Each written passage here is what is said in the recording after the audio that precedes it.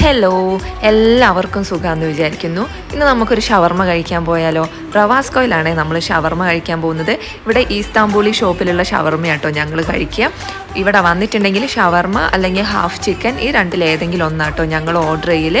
അങ്ങനെ ഹാഫ് ചിക്കനുള്ള സാധനങ്ങളൊക്കെ വന്നു തുടങ്ങി കേട്ടോ.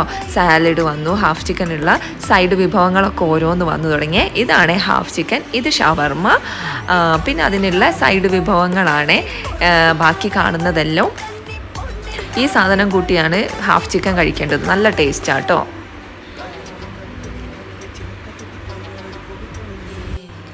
ഇവിടുത്തെ ഷവർമയാണെങ്കിലും ഹാഫ് ചിക്കൻ ആണെങ്കിലും നല്ല ടേസ്റ്റാണ്.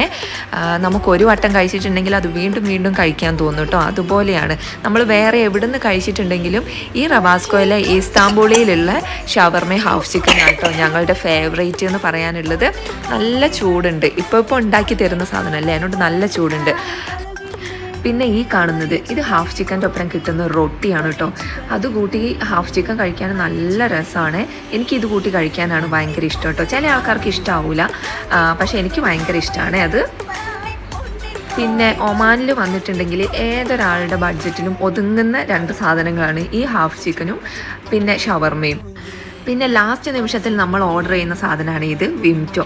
ഇത് ഒമാനികളുടെ നന്നാറി സർബത്ത് എന്ന് പറയാം കേട്ടോ. പിന്നെ അടുത്ത ഷവർമയ്ക്കുള്ള ചിക്കനൊക്കെ തൂക്കി കയറ്റുന്നുണ്ട് ഇവിടെ. അടുത്തൊരു വീഡിയോയിൽ നമുക്ക് വീണ്ടും കാണാം. എന്നാൽ ശരി.